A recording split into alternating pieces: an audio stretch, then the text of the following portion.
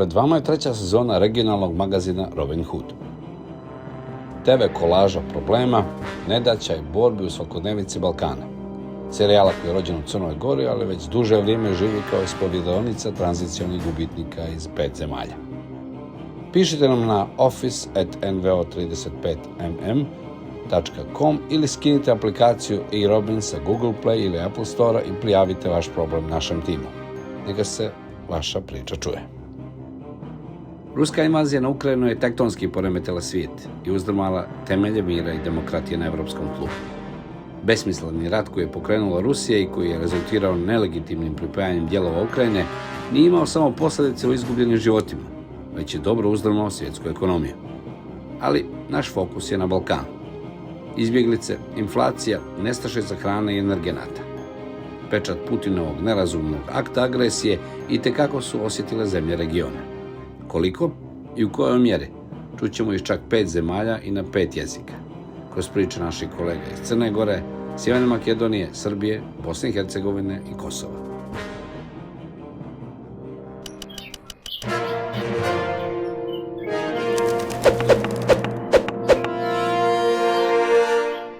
Kao da kriza izazvana koronavirusom nije bila dovoljna, građani Severne Makedonije se suočavaju sa jednom od najvećih inflacija u posljednjih nekoliko decenija. Koje je rješenje ovog problema i zašto ono nije ni na pomolu, pogledajte u narednim minutima.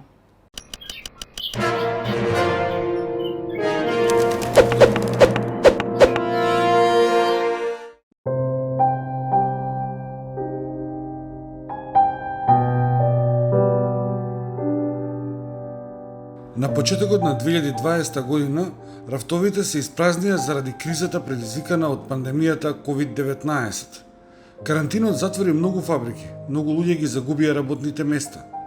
Прекинати линии на снабдување, отежната трговија и бескомпромисна трка на државите за основни прехранбени продукти. 2 години подоцна, кога се надзира крај на COVID-кризата, почна нова криза. Во февруари 2022 Русија изврши агресија врз Украина. Двете земји се најголеми извозници на жито, сончегледово масло, но и на енергенси.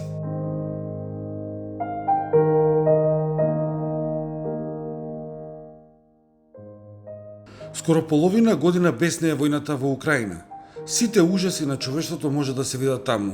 Убиства, раселени лица, заложници, заробеници. Сите злодела на едно место. Северна Македонија не трпи директни последици. И пред кризата земјата немаше голема размена со Русија и Украина, но индиректните последици се енормни.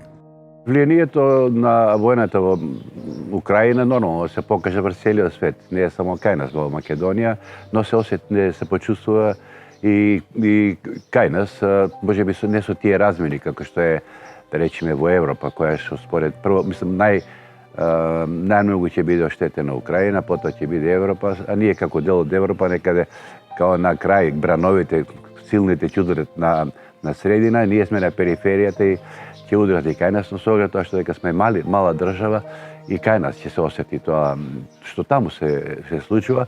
Не очекувам јас големи пореметувања на пазарот, можеби ќе има пореметување во поглед на зголемувањето на цените. За само една година основните производи скокнаа 2 до 3 пати. Недостатокот на енергенси, неизвестноста на светските берзи, недостатокот на жито и сончоглед, кој ги даваше Украина како најголема житница во Европа, наголемо се осетија. Ова многу го погоди стандардот на населението. Инфлацијата во Македонија конкретно сега во мај, последната бројка, е дека таа изнесува околу 12%, поточно 11,9%, и таа инфлација е движена пред се од цената на храната, која што е поскапена 17%, и цената на нафтените деривати, односно горивата, која што е повисока за 24% во однос на истиот период лани. Инфлацијата во Македонија е една од највисоките во регионот. Босна, Црна Гора имаат слична стапка на инфлација како Македонија, околу 12-13%, додека Србија има пониска инфлација, 10,4%, што е значајна разлика, и Албанија има најниска инфлација во регионот, околу 7%. Причината зошто инфлацијата во Македонија, да кажеме, повисока од туку во Србија или во Албанија, е тоа што во Македонија владата не презеде никакви мерки за да ги контролира цените, односно презема некои мерки на почетокот, ама ги укина. Помош на граѓаните најавија од владата. Министерството за економија веќе ги ограничи маржите. Министерот Крешник Бектиши во изјава за Телма вели дека мерката дала резултати.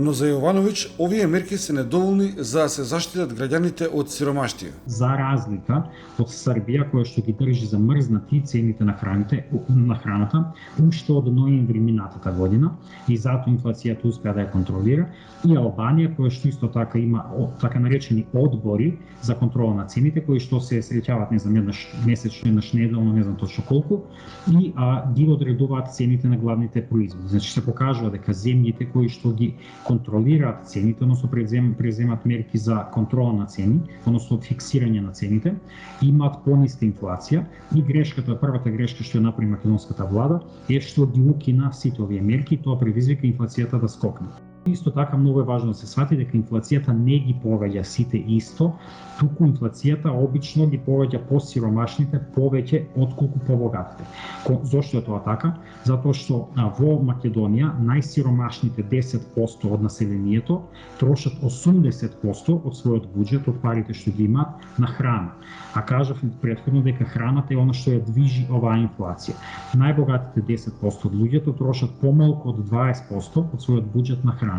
Од друга страна, инфлацијата расте со огромна брзина, а познавачите на состојбите не се многу оптимисти дека војната во Украина ќе заврши наскоро.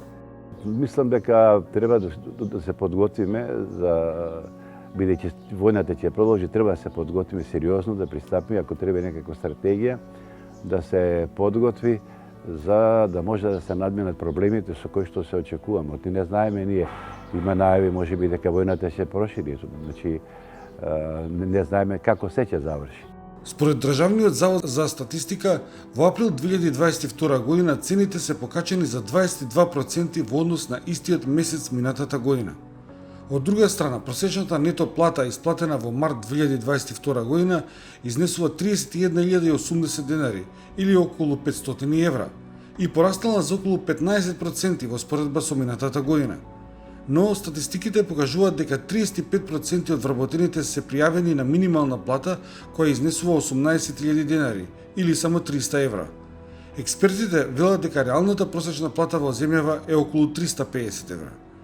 Дека овие средства не се доволни за поврзување на почетокот со крајот на месецот покажува и синдикалната кошница. Ако во март 2021 година таа изнесувала околу 33.000 денари или 550 евра, истиот месец оваа година е околу 37.000 или околу 620 евра. Ваквиот пораст на цените на основните прехранбени производи, кој е несразмерно со порастот на платите, придонесува кон зголемување на сиромаштијата во земјата. Антикризните мерки успеа да го ублажат ударот од кризата, но долгорочно нема да може да функционираат.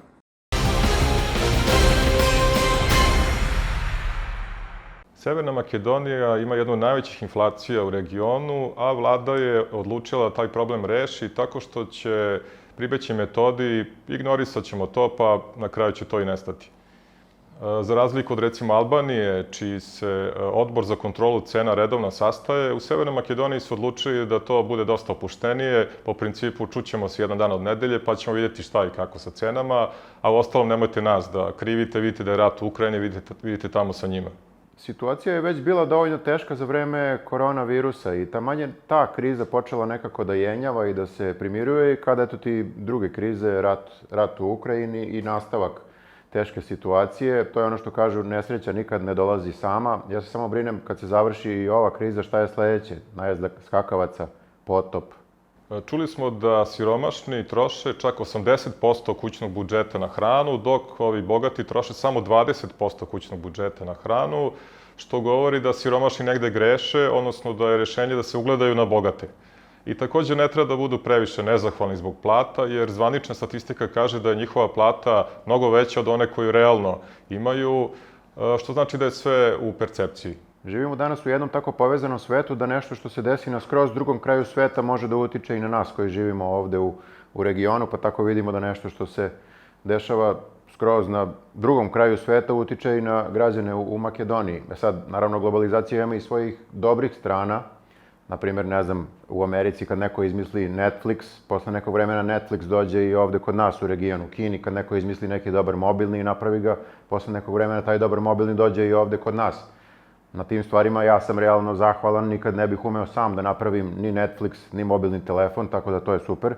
Ali isto tako voleo bih kada ne bi loše stvari koje se dese negde drugde dolazile do nas, nego samo ove dobre. Tako da ako bismo mogli nekako selektivno da imamo tu globalizaciju, to bi bilo najbolje, ali za sada izgleda da to nam je što nam je.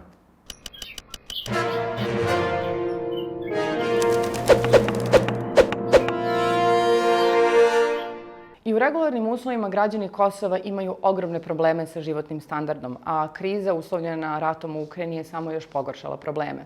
Kako se nose građani sa time i može li vlast da odgovori na ove izazove, pogledajte u sledećem prilogu.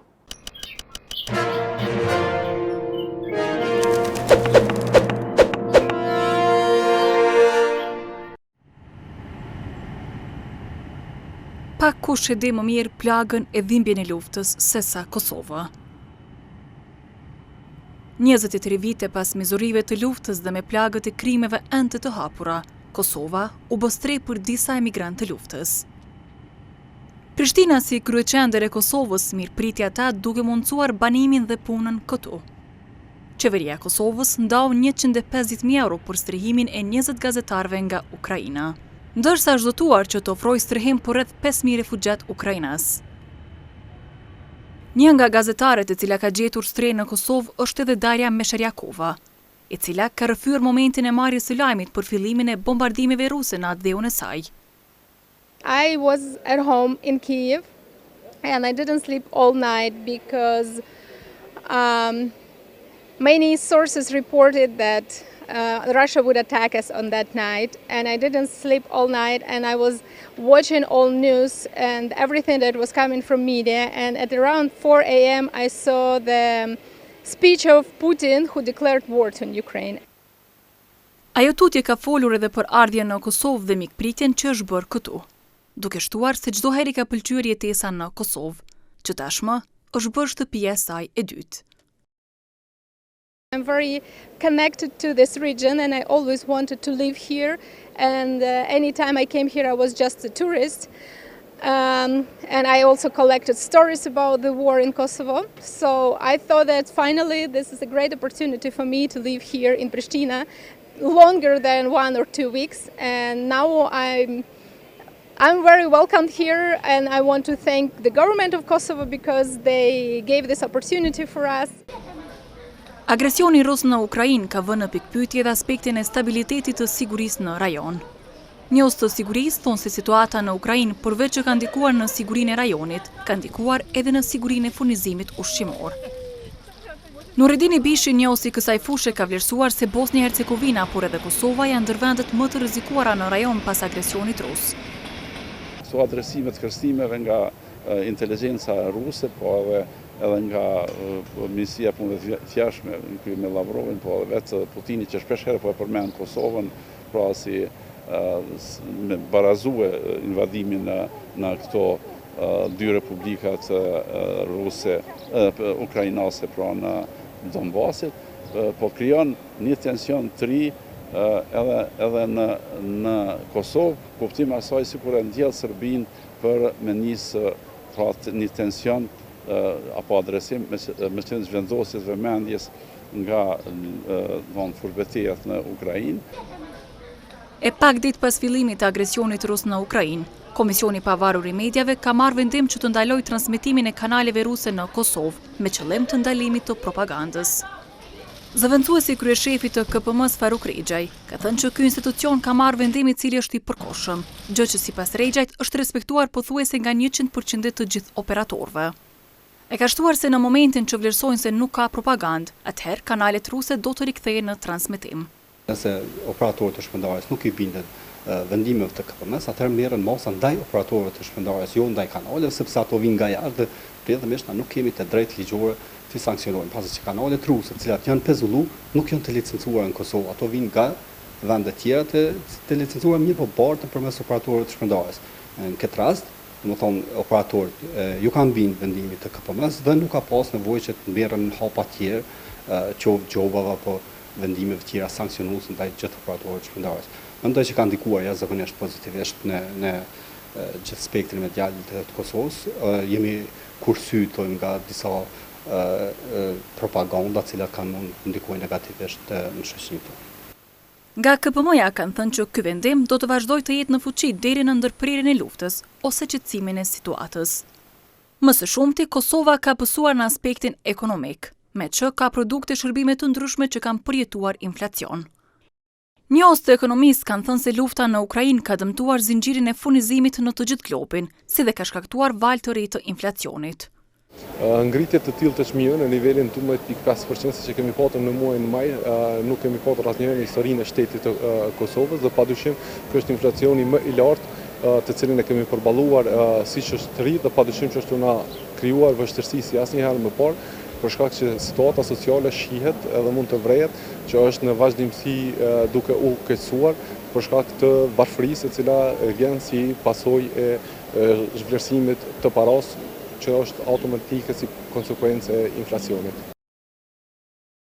Ekonomisti Erton Bega ka shtuar se ngritja e çmimeve në produkte esenciale po përballohet vështirë, duke dëmtuar mirëqenien socioekonomike të qytetarëve. Derisa sipas tij Kosova nuk ka qenë e përgatitur për t'u ballafaqur me këtë krizë. Andaj Bega thotë që qeveria duhet të marrë masa për luftimin e inflacionit.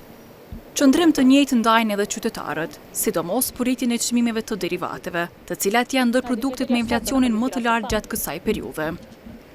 Vështirë është jo për mua, po për krejt, njëjtë është. Vështirë, po pa edhe s'kene s'pokiqare.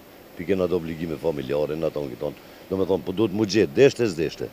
Po thënë krizë krejt botën, edhe na për I përballojmë ç'është mujnë. Po nuk është veç nafta, po janë shumë sene. E pa përballueshme. Kush e ka dikan jashtë, ai mundet me përballu.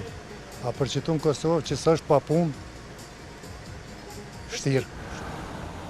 Ndërkaq njohës të marrëdhënieve ndërkombëtare vlerësojnë se do të ndryshojnë raportet midis Kosovës e Ukrainës pas përfundimit të kësaj gjendje. Sipas profesorit universitar Dritru Arifi, raportet mes të dyja shteteve do të shkojnë drejt përmirësimit, pasi Kosova është rreshtuar në anën e duhur, duke bërë që Ukraina të ndryshojë qëndrim ndaj Kosovës. Arifi ka thënë që vendi ka dëshmuar për krajen ndaj Ukrainës me mbështetjen politike, strehimin e gazetarëve ukrainas e po ashtu me sankcione të ndërmarra ndaj oligarkëve rusë. Dhe besoj që edhe Ukraina do të ndryshojë një qëndrim për Kosovën, pikërisht për shkak të kësaj mbështetje. Kosova nuk është e pasur në aspektin ekonomik apo ushtarak, por në atë aspektin human dhe si më thënë suportues që ka dhënë për Ukrainën, për kauzën e Ukrainës, për mbrojtjen e Ukrainës kundër agresionit rus. Atëherë besoj edhe me strehimin e gazetarëve, po ashtu aq sa kemi pasur mundësi, kemi treguar dhe jemi përkushtuar që të ndodh një rikthim, një rikthim pozitiv I Kosovës, jo vetëm në Ukrainë, por edhe në Bashkimin Evropian, që Republika e Kosovës është gjithmonë e rreshtuar ka vlerave të botës demokratike perëndimore. Më shumë se 7 milion ukrainas u zhvendosën brenda vendit për shkak të luftës, derisa më shumë se 6 milion refugjat janë larguar nga Ukraina për në vendet e tjera të botës. E numri I civilëve të vrarë për gjatë 4 muajve të periudhës së luftës ka rritur mbi 5.000, në mesin e tyre edhe fëmijë.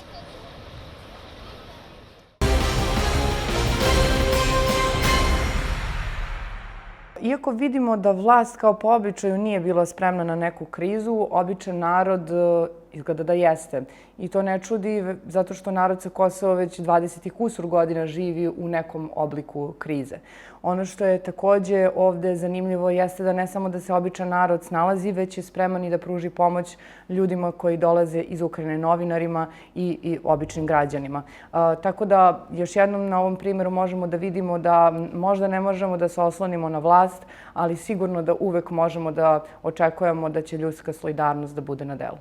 Čuli smo da su vlasti u Prištini potpuno nespremno dočekale inflaciju, poskupljenje hrane i energenata i sad imamo situaciju da je Evropa, odnosno evropski narodi su ujedinjeni u tim nekim problemima kao što su inflacija i nestašice, ali sa druge strane mi smo pored toga ujedinjeni ovde u regionu i u tome da imamo vlasti koje su potpuno nespremne za bilo kakvu ozbiljnu situaciju. Izgleda da su zaboravili onu krilaticu živimo kao da će 100 godina biti mir, spremajmo se kao da će sutra biti rat, odnosno oni su usvojili samo prvi deo te rečenice.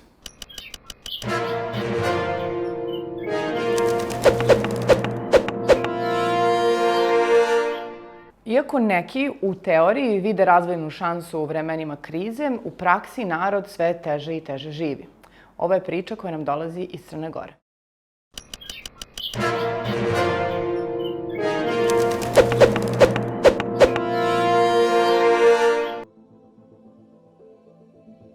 Ruska invazija na Ukrajinu poremetila je čitav svijet, koji je zapljusnuo talas izbjeglica, inflacije, nestašice hrane i energenata.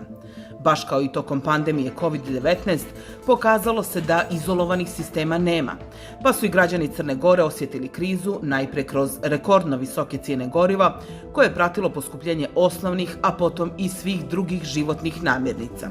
Skočile su i cijene usluga, drva za ogrjev i peleta, građevinskog materijala, kvadrata nekretnine. Građani ne pronalaze način da se uhvate u koštac sa cijenama koje rastu gotovo na dnevnom nivou. Nikako. Sirotinski idemo na kante, ne idemo ni da radimo nigde, nema ništa. Nema posla. Nema, sve je skupo. Evo, 80 centi sad. Nema ništa, plaćamo i stanove i četvoro deci imam. Sve. Neće, nema ništa da se radi. Ljudi sa 300 evra ne mogu leba da kupe, a ne da kupe osnovne stvari. Gdje su ljekovi, gdje su doktori, gdje je što. Ništa drugo, ja samo pomogu, evo, ja sam iz Belgije stvarno, ali vidim da je skuplje nego u Belgiji. Zar je to moguće? Moguće, 100%. To te ja garantujem. To se moglo kupiti pretpostavka za 34, ja sam danas karticu platila 64. Ali neke ja imam penziju, šta rade ovi sa malim penzijama, ne znam. I kupujem po diskontnim cijenama i isključivo gledam što je jeftinije proizvoda. Biramo, mi koji smo bili neke srednje staležne, stali smo, sad smo mi na ivici egzistencije, a ovi drugi umiru vjerujte. Ruska vojna invazija na Ukrajinu značajno je poljuljala evropsku ekonomiju. Zbog toga se snažan ekonomski potres osjetio i na uvozno zavisnu Crnu Goru. Ako bi upoređivali neke proizvode koje smo kupovali prošle godine i danas, vidimo da su neki proizvodi otišli čak i 30, 50 i mnogo više posto. Što se tiče Crne Gore, ja mislim da neće biti nedostatka hrane, jer smo mi i ostalih proizvoda, jer smo mi malo tržište i generalno ovako mala tržišta ne bi trebala da dožive neke velike poremećaje na tržištu da nemamo određenih proizvoda, ali možemo očekivati zasigurno mnogo veće cijene. Druga stvar koja može da se desi je povećanje cijene električne energije, iako od nadležnih institucija imamo saopštenje da neće doći do povećanja cijena električne energije. I cijene nekretnina vrtoglavo rastu. Metar kvadratni stan u Podgorici, za koji je prije 2 godine bilo potrebno izdvojiti oko 1200 eura, sada staje duplo više. Cijene građevinskih materijala su još od prošle godine počele da rastu na međunarodnom tržištu usled pandemije COVID-19, jer je veliki broj preduzeća zatvoren i došlo do naglog rasta cijene osnovnih materijala za građevinu. I samim tim je došlo do rasta cijena kvadrata stana. Očekuje se pad investicije iz Rusije, ali šta se desilo u Crnoj Gori? Veliki broj ruskih državljana, ali i ukrajinskih državljana početkom godine kada je počeo rat je kupio dosta nekretnina kod nas. Tako da negdje početkom ove godine imamo veliki rast tih direktnih investicija, ali u nekretnine.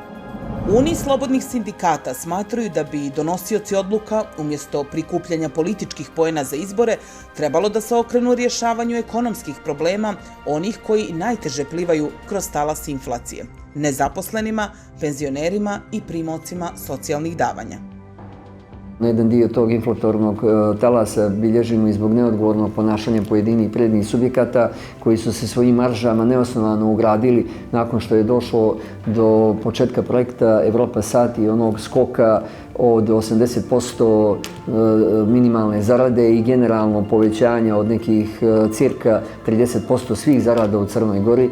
I da odmah kažem da nije bilo tog programa, mislim da bi posljedice bile mnogo drastičnije, a i ovako već vidimo da postoji sad stvarno velika prijetnja da ukoliko se taj inflatorni talas nastavi, ukoliko ovo potraje, a sve se najavljuje u tom pravcu, da ćemo zaista imati bukvalno jednu veoma tešku situaciju za jedan ogroman broj naših sugrađana i sugrađanki. Zbog rata u Ukrajini na udaru se našao jedan od glavnih stubova crnogorske ekonomije – turizam. Dolazi dosta Rusa koji imaju svoje stanove. Evo ja imam u komšiluku nekoliko porodica, svi su došli. Čak i novi dolaze da otvaraju biznis, obzirom da ne mogu da održe biznise u Rusiji zbog sankcija koje ne znamo koliko će trajati, možda kratko, a možda više godina, a možda i deceniju. I normalno Ukrajinci dolaze kao ljudi koji moraju da bježe iz svojih domova, da se zaštite od rata. Oni također imaju svoje stanove, sad zakupljuju stanove i naša statistika, nažalost, i njih bilježuju turiste. Tako da statistika koju imamo turistička, ona nije vjerna slika turističkih tokova, jer dominantna kategorija su ne turisti, nego prognanici ili ljudi koji su došli radi biznis razloga. Ratković smatra da nam je neophodna modifikovana turistička ponuda, jer 90% sadašnje čini smještaj u privatnim ili iznajmljenim stanovima, što se, kako kaže, ne može podvesti pod turizam, već real estate biznis. I ovdje u Budvi, u šali nazivaju tu vrstu turizma megaturizam, a što je? Megamarket i stan. I tu ne može da se zaradi, da se dobije odgovarajući ekonomski efekat. Prema tome, mi bi trebali da napravimo, da donesemo strateške mjere, da se u sklopu prostornog plana čija izrada u toku zauzme odlučan stav da ne možemo da gradimo više rezidencijalne objekte. Moramo da idemo na popravljanje ponude i normalno da sredimo infrastrukturu, parking, puteve itd. Zaobilaznice, to je sve. Nažalost, bila su evropske pare obezbijeđene i čekali su 4-5 godina, čini mi se, da se napravi zaobilaznica iznad Budve, pošto ovdje niko nije, ni vlada, ni opština išli u susret tom projektu, oni su povukli pare, tako da smo mi propustili tu šansu. Valjda smo imali važniji posao od zaobilaznice koja život znači. Za sad smo sa 8% hotelskog smještaja daleko od vodećih mediteranskih modela, čija polovina turističke ponude čine hoteli. Sa ovakvim turizmom ne možemo da idemo naprijed. Treba da vidimo kako to rade druge zemlje na Mediteranu i kako smo mi nekada radili, pošto nama prigovaraju prije 90. godine da je to bio socijalizam, mrak itd. Neka vide kako sada radi Španija, kako radi Italija, kako radi Hrvatska, kakva je njena struktura tražnje i kako su oni ipak sačuvali svoju obalu za razliku od nas i onda moramo da te dobre modeli, te primjere dobre prakse prihvatimo. Kad se podvuče crta, jasno je da nas čeka teška jesen, ali i naredna godina. Kombinacija mjera socijalne politike i subvencioniranje privrede, tvrde stručnjaci, jedino može stabilizovati rast cijena, a samim tim i spriječiti davljanje u talasu inflacije onih koji su i do sad, kada su mjesečne izdvajanja u pitanju, jedva spajali kraj sa krajem. Sada na vladi bi trebali da budu potezi koji se odnose na socijalnu politiku. Povećanje socijalnih davanja, povećanje penzija i naravno subvencije za privredu. Jer prilikom ovako naglog rasta cijena na međunarodnom tržištu i naša privreda mora da odreaguje rastom cijena.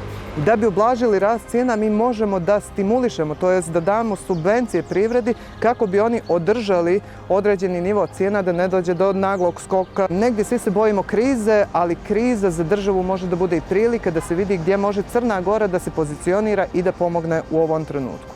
Naprimjer, Crna Gora ima idealne kapacitete da u ovom trenutku razvija industriju.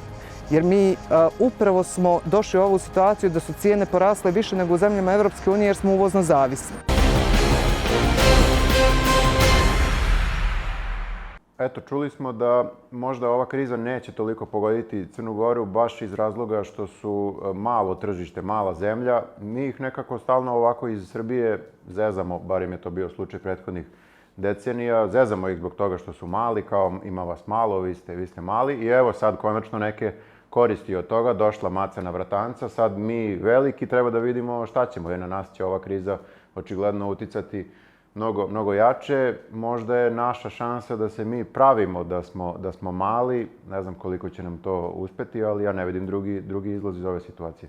Gospodin je pričao o megaturistima koji dođu, kupe ili iznajme stan u Crnoj Gori i idu samo do megamarketa i to im je sva potrošnja.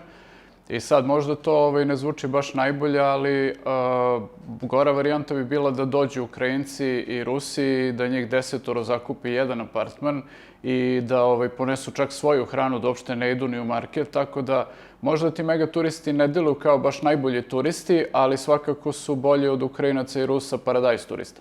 Ja nisam neki ekspert za ekonomiju i financije i često kad čujem neke stvari situacija postane još gore. Ja sam još više zbunjen. Evo, na primjer, ova gospođa iz ankete koja kaže da su sada stvari u Belgiji skuplje nego namirnice u Crnoj Gori. Nije mi jasno kako je to moguće, jer Belgija je poznata kao jedna onako bogata zemlja. Oni su izmislili i čokoladu, i sireve, i štrumfove su izmislili između ostalog. Znači jedna baš onako bogata zemlja i sad odjednom kao u Crnoj Gori je sve skuplje. A sad mi opet nije jasno da li to što je sad u Crnoj Gori sve skuplje, sad znači da je Crna Gora jača ekonomija od belgijske ekonomije. Ne znam, kao što kažem, ekonomija mi nikad neće biti jača strana. Čuli smo da je za poboljšanje turizma u Crnoj Gori potrebna i bolja infrastruktura i sad oni su imali novac Evropske unije, recimo za obilaznicu oko Budve, ali 4 ili 5 godina taj novac nije potrošen i oni su ostali bez te obilaznice i sad tu se postavlja pitanje gde je zapelo, zašto nije potrošen novac. Mislim, ne znam, možda su razmišljali kog oblika da bude ta obilaznica, da li da bude u obliku Zeca ili, ne znam, Mila Đukanovića, ili je možda samo neko gledao da li u toj gradnji može da se završi i neka ugradnja, pa kad su videli da to nije izvodljivo, onda su odustali od obilaznice.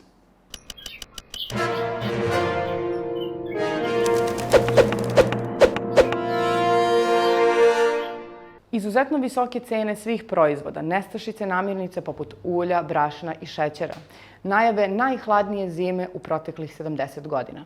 Ovo vam je ukratko slika i prilika Srbije danas. Ima li vlast adekvatan odgovor na ovu krizu i zašto ne? Pogledajte u sljedećem prilogu.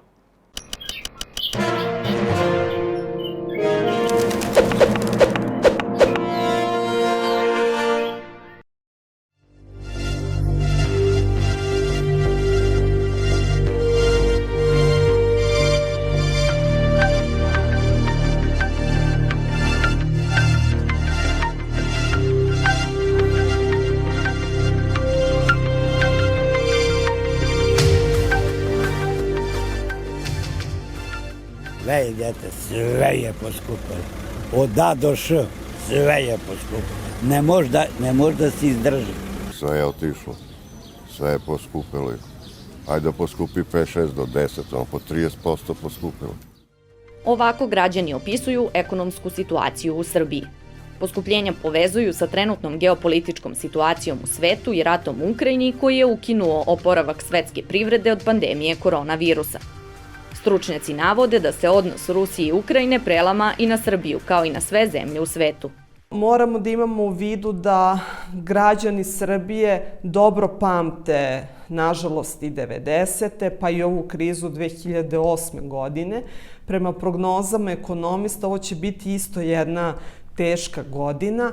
Dakle, i mala deca sada već pričaju o inflaciji. Svima je jasno da ova inflacija nije verovatno ovih 10 zvaničnih odsto, već je mnogo veća. Cene hrane, dakle ono što svi kupujemo, porasle su daleko više, 20, 30, 40 pa i 50%, a sve zato što je došlo do poremećaja najpre u ceni energenata, osnovnih sirovina i onda vam se to posledično prenelo na cene svih ostalih proizvoda koje svi svaki dan kupujemo.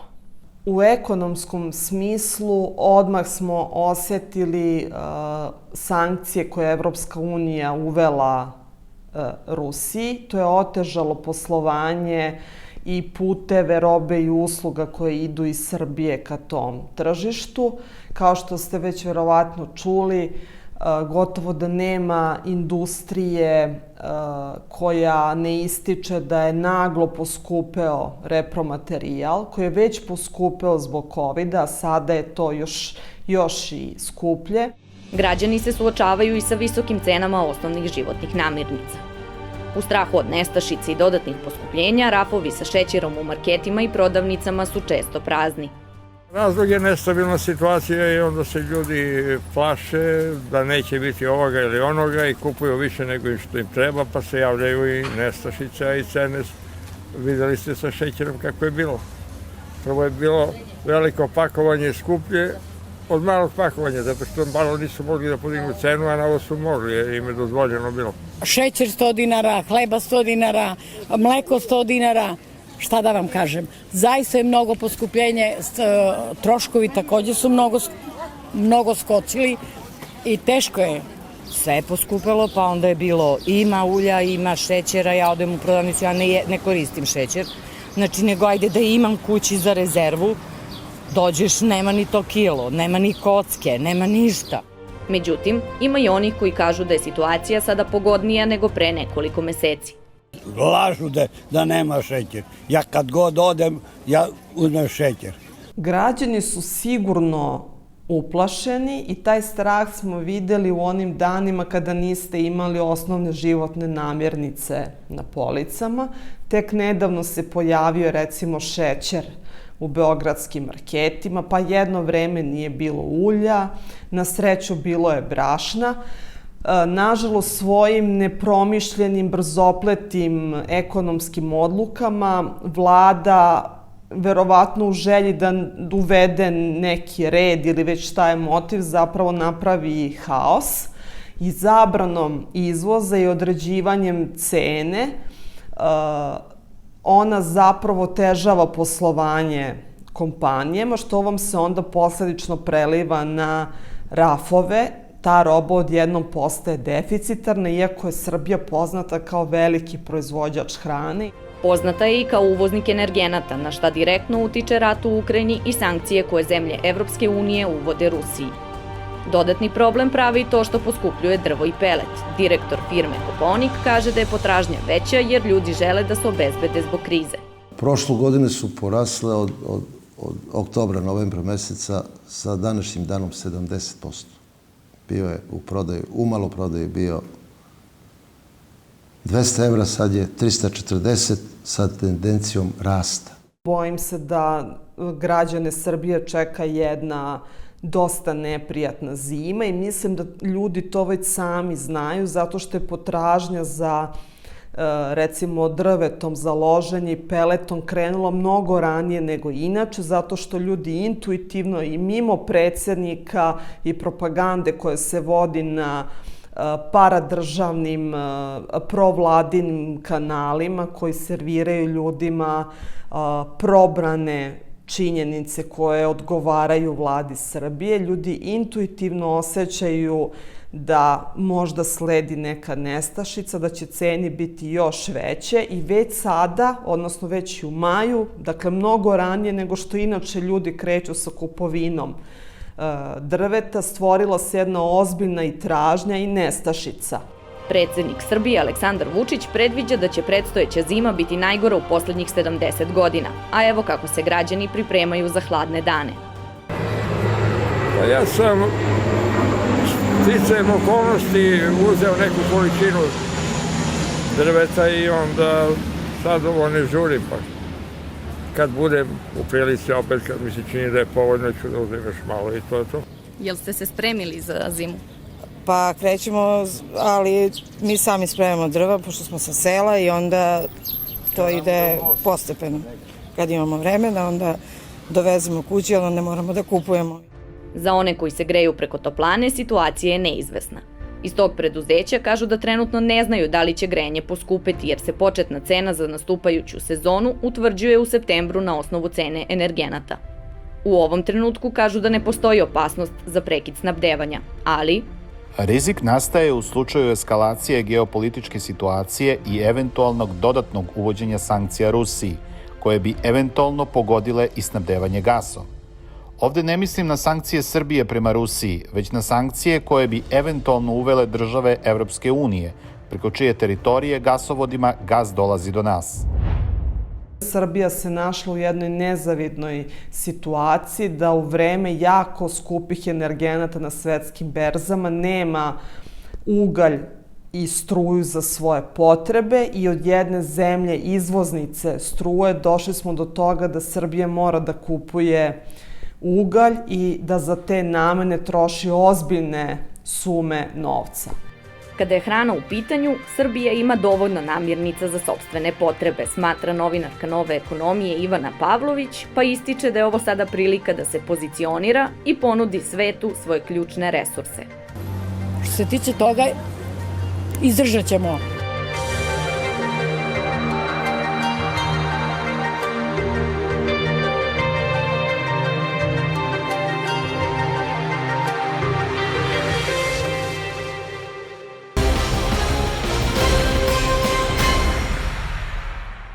Meni je najzanimljivije ovde bila ova anketa i ovaj gospodin koji kaže da svaki put kad vidi šećer u prodavnici, on kupi šećer i u isto vreme mu nije jasno zašto postoje ljudi koji lažu da nema šećera nigde.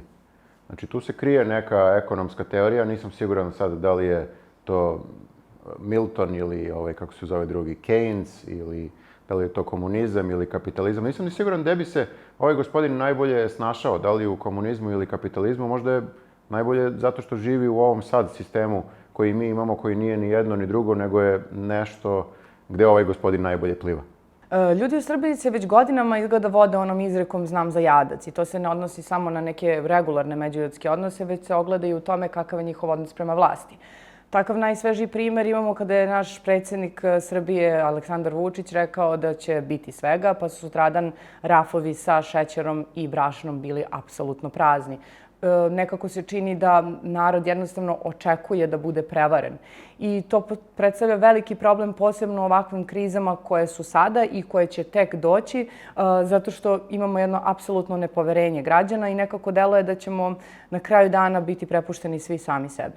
Srbija uvek voli da je nekako posebna, tako da smo mi i u ovoj sada krizi rata u Ukrajini izabrali da imamo jednu specijalnu strategiju, tako da nekako pokušavamo da se umilimo i Evropi i Rusiji. Samo što na kraju može da ispadne da će da se na nas naljute i Evropa i Rusija i onda ne znam šta ćemo. Ali mi smo bili spremni da preduzmemo taj rizik jer imamo iskustvo, kao što smo čuli, iz 90-ih i eto, preživjeli smo, ništa nam se nije desilo skoro, ali i dalje smo tu.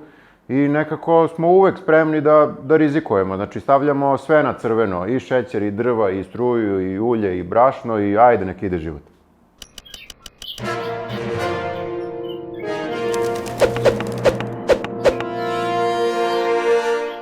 Narod u Bosni i Hercegovini, nažalost, dobro zna kakve krize i nesreće može doneti jedan rat.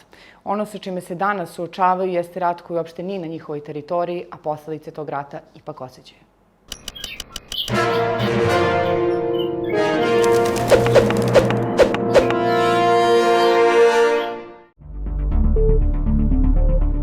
Kriza se nastavlja nakon pandemijskog udara na život u svim sferama, uslijedio je novi iz pravca Istočne Evrope. Ruska invazija na Ukrajinu promijenila je geopolitičke prilike, cijene roba i energenata na tržištu, ali i dokazala podijeljenost BiH društva. Dogovora o kvalifikaciji rusko-ukrajinskog sukoba kao ni o uvođenju sankcija nema. Ono što je ispod radara BiH javnosti ostalo nezvanično, ozvaničio je ruski predsjednik Vladimir Putin. Nažalost, u trenutnim okolnostima imamo određene poteškoće sa Bosnom i Hercegovinom povezane sa odlukom da se pridruži sankcijama. Međutim, uprkos svim poteškoćama, odnosi se nastavljaju i dodatno će se razvijati. Po cijenama goriva prednjačimo u regionu. Izdvajanja za prehranu dostižu rekorde. Za potrošačku korpu odavno nisu dovoljne ni 2 prosječne plate. Nema naznaka da će se situacija stabilizirati. Najugroženijim će pomoć biti pružena kroz socijalne programe, ohrabruju iz federalne vlade, a ne pristupačnije cijene. Mi bismo, sufinancirajući hljeb, znači omogućili bogatim da kupuju još jeftinije hljeb. A to nema potrebe. Mi ne želimo graditi tako društvo. To nije socijalna jednakost. Cijene divljaju, a potrošači, čini se, i ne reaguju.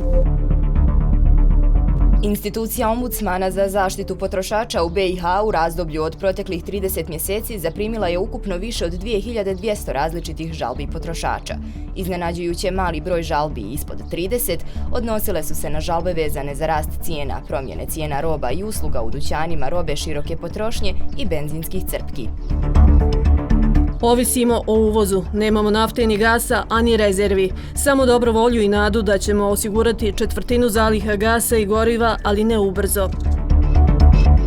Propisi Europske unije govore da 1/4 svake strateške robe trebate imati u rezervama. To za nas znači da imamo 200-250 milijuna litara nafte i 45 normnih kubnih metara plina. U Kladnju bismo odmah gradili, znači imamo novac raspoloživ na BH gasu, gradili bi skladište gasa koji dolazi iz Rusije, znači određenu količinu, a u OTF-u bismo ukapljeni plin. Sve se može završiti za 2 godine.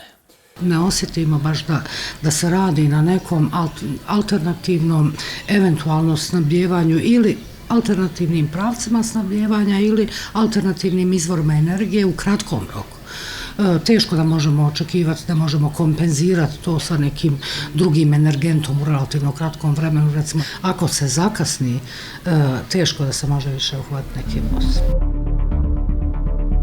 Strahujući da li će imati grijanje, mnogi su se počeli spremati za narednu zimu, dok kalendarski ni proljeće nije bilo blizu.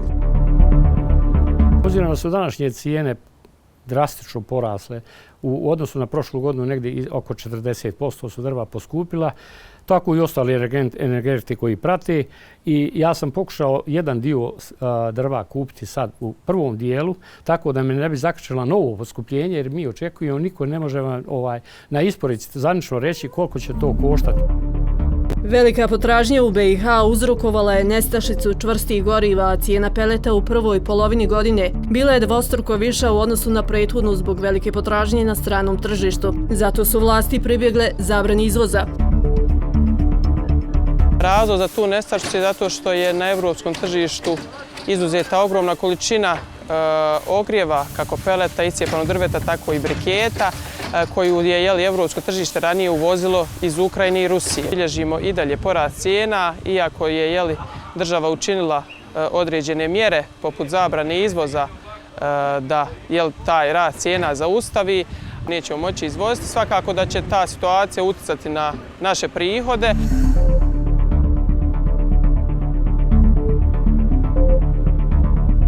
Ne rastu cijene samo energenata, nego i građevinskog materijala. Generalno se može podvesti pod nekih 70% na prosjek, znači rasta cijena u građevinskom materijalu. I prošle godine ste već osjetili i utjecaj rasta te cijene na cijenu stambenih, odnosno novogradnje, odnosno gradnje, generalno. Cijena kvadrata je od prošle godine u značajnom porastu, pogotovo u većim gradskim centrima. Prosječna cijena kvadrata novogradnje početkom ove godine iznosila je blizu 2250 maraka, u elitnijim naseljima dvostruko pa i više. Cijene u zadnje vrijeme eskalacijom ovog rata u Ukrajini nakon i pandemije koja je bila prije toga, jednostavno možemo reći divljaju. Nešto što je danas važi do 3, to više ajde kažemo nešto što je 15 sati, već u 16 je druga cijena. Tako da i ponude, neke ozbiljnije ponude kad tražiš za nešto, one maksimalno mogu da idu na 20 neka 4 sata. Svi ti kažu ova ponuda važi do sutra, do podne. Dolazi do promjene samog investicije u jedan određeni kvadrat ili u čitav objekat, gdje ne možete cijenu koju ste odredili prije godinu dana da jednostavno se uklopite u taj dio, a onda kad je u pitanju materijal kojeg je nestašica, onda te dovodi u stanje da možda kasnite u nekom dijelu izvođenja radova prema svojim kupcima, da nećete ispoštovati rokove. Dogovore se poslovi Agencija za javne nabavke, Zakonom o javnim nabavkama praktično definisana nekakva fiksna cijena, ugovore se poslovi, dođe do ovih enormnih poskupljenja i firme ulaze u nekakve, da kažem, ogromne probleme kako na koji način da prevaziđu te sve poteškoće, jer ih to praktično dovodi u nekakvu propast. Sve ovo ne smanjuje potražnju za nekretninama. Stanovi se rasprodaju prije početka gradnje, a ulaganje u stambene kvadrate postalo je način štednje. Ljudi koji su kreditno sposobni imaju rezon da uzmu kredit i da kupe nekretninu, jer je to je pouzdan način da zaštitite svoju imovinu koja je u novčanoj formi. Znači da je pretvorite u nekretninu. I ljudi koji su u dijaspori, naši ljudi koji imaju motiv da kupe ovdje, da ulože zapravo taj svoj novac, a ovdje im je mnogo to prihvatljivije i zapravo mislim da je to da je to razlog. Novca prikupljenog od poreza ima, ali ne i za stanovništvo. Kriza uzrokovana nestašicom energenata i hrane nameće pitanje da li će zima biti hladnija ili gladnija. O zagađenju zbog korištenja fosilnih goriva ne priča se kao ranije, jer su prioriteti silom prilika promijenjeni. Lakše ljudi stariji podnose glad i neimaštinju nego hladnoću.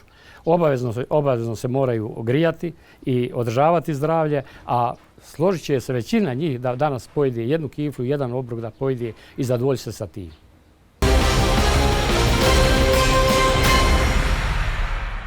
Već pomalo tradicionalno u predsjedništvu Bosne i Hercegovine ne mogu da se dogovore ni oko osnovnih stvari, a kamoli oko rata u Ukrajini, uvođenju sankcija Rusiji i sličnim stvarima. Otprilike kao onaj basni od 2 jarca na brvnu, s tim što ovdje imamo 3 jarca. Međutim, Bosna nije pominjana ovih dana u svetu, pominje je dosta lidera svetskih, pa je tako i Putin pomenuo Bosnu i rekavši da baš sa njom ima nekih problema. Samo se nadam da taj problem neće da reši kako ga rešava u Ukrajini. Čuli smo premijera federacije koji je dao jednu zanimljivu izjavu da država ne želi da sufinansira cenu hleba kako ne bi bogati kupovali taj hleb po još jeftinijim cenama. I sad to je dosta zanimljiva izjava jer on verovatno nema u vidu da bogati ne kupuju taj hleb koji bi trebalo sufinansirati. Pretpostavljam da je neki od najjeftinijih hlebova u pitanju. Ali sa druge strane, ovo možda i nije loš model da država prestane da daje pare za bilo šta.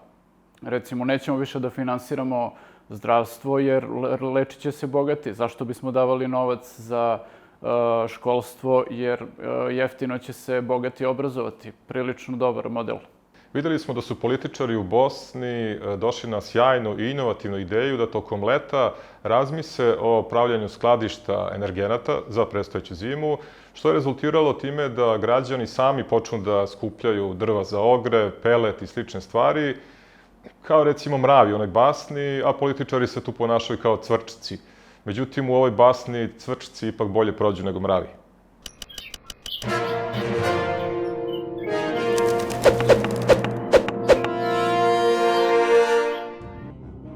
Rekordno visoke cijene goriva, a onda prvo nestašica, potom i poskupljenje svega i na svim nivoima je ostavilo neizvjesnost, strah i sjenku ekonomije 90-ih nad regionom. Koliko su rezistentni naši sistemi u zoru velikih previranja na tržištu i da li ćemo proći kroz ovu zimu bez ožiljaka u trezorima, javnoj potrošnji i udara na GDP. Ostaje da se nadamo i stripimo od istočnih vjetrova. Bila ovo prva epizoda 3. serijala regionalnog Robin Hooda. Do sljedećeg viđenja u istom terminu. Pišite nam na office@nvo35mm.com ili skinite aplikaciju iRobin sa Google Playa ili Apple Store-a i prijavite vaš problem našem timu. Neka se vaša priča čuje.